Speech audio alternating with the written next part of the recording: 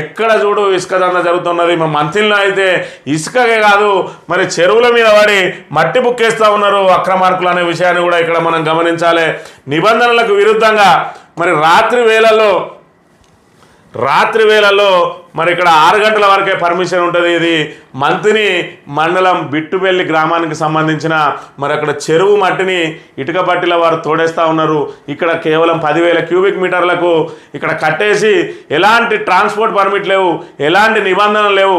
అక్కడ అధికారులు లేడు, రేయింబవళ్ళు తేడా లేదు. సాయంత్రం 6 గంటల తర్వాత మట్టి తీయద్దన్నా కూడా ఇక్కడ సమయం చూసుకున్నట్టయితే నిన్నటి రోజున 8/6/2024 రోజున 8 గంటల 1 నిమిషాలకు తీసిన ఫోటో ఇది.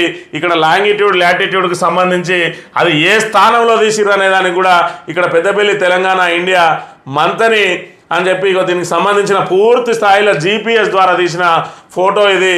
ఇందులో మరి ఇక 8 గంటల 1 నిమిషాలకు రాత్రి 8 గంటల 1 నిమిషాలకు తీసిన ఫోటోలో ఈ రకంగా మరి మట్టి ఏ విధంగా మరి వందలాది వాహనాల్లో మట్టి తరలిపోతున్నదో చూడవచ్చు. ఇక్కడ ఇది నిన్నటి రోజు జరిగిన అంశం. ఇకపోతే మొన్నటి రోజున ఇదే విధంగా మరి లాంగిట్యూడ్ లాటిట్యూడ్ ద్వారా తీసిన ఫోటోలను కూడా మనం ఒకసారి గమనించవచ్చు. ఇవి మొన్నటి రోజున తీసిన ఫోటోలు. ఏదైతే 7/6/2024 7 గంటల 51 నిమిషాలకు తీసిన ఫోటో. ఇక్కడ కూడా మరి వందలాది లారీలను అర్ధరాత్రిళ్ళు కూడా దోచుకుపోతూ ఉన్నారు. ఈ రకంగా మంతిని నియోజకవర్గంలో అయితే ఇసుక, మట్టి, అదేవిధంగా బియ్యం, అదేవిధంగా గుట్టలను కూడా తొలుస్తూ ఉన్నారు. అధికారులకు చెప్పినా పట్టించుకునే నాదుడే లేని పరిస్థితిని మనం ఇక్కడ గమనించవచ్చు. మరి ఈ పరిస్థితులలో ఈ రకంగా ఇసుక దోపిడీ, మట్టి దోపిడీ జరుగుతూ ఉన్న అధికారులు కన్నెత్తి కూడా చూడడం లేదు. కలెక్టర్లు అయితే ఆ వైపే కన్నెత్తి చూడడం లేదు. అది మాకు సంబంధం లేని అంశం, అది కాంగ్రెస్కు దారాదత్తం చేసినవన్నట్టుగా ప్రవర్తిస్తున్న తీరును మనం ఇక్కడ గమనించవచ్చు. వందలాది లారీలో చెరువులను ధ్వంసం చేస్తూ ఉన్నారు. మిషన్ కాకతీయ ద్వారా ఒక చక్కటి రూపురేఖలు దిద్దుకున్న చెరువులన్నీ కూడా ఇప్పుడు లొందలమయమవుతా ఉన్నాయి. మత్స్యకారులు కనుక రేపు వర్షం వచ్చిన తర్వాత అందులో చేపలు వేసుకున్నట్లయితే ఆ బుడుగులో మునిగిపోయే అవకాశం ఉంటుంది. మరి 2-3 నిలువులు మరి అక్కడ తోడేస్తూ ఉన్నారు మట్టిని. ఏదైతే దానికి కొలతలు లేవు, నిబంధనలు లేవు. అది ఎంత తీసుకుపోతున్నానని లెక్క లేదు.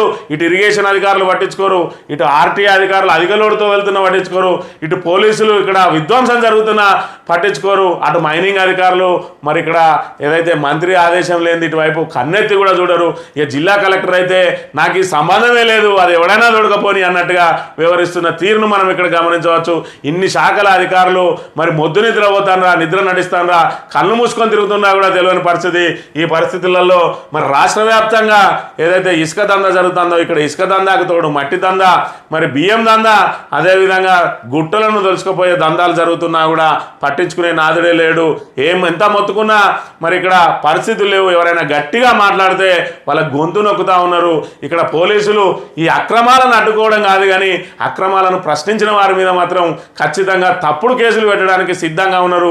అవసరమైతే ఇండ్లు కూల్చేస్తే బందోబస్తులు ఇవ్వడానికి కూడా సిద్ధంగా ఉన్న పరిస్థితిని మనం గమనించాలి. ఈ రకంగా కాంగ్రెస్ మరి దోపిడీకి పాల్పడుతూ ఉంది. మళ్ళీ వస్తామో రామో, మళ్ళీ ఇప్పటికే 10 ఏళ్ల తర్వాత అధికారంలోకి వచ్చినాం, మళ్ళీ ఎప్పుడు అధికారంలోకి వస్తామో తెలియదనే రీతిలో వాళ్ళు ఎవరికి అందిన కాడికి అంతా దోచుకుపోతున్న పరిస్థితిని మనం ఇక్కడ గమనించాలి.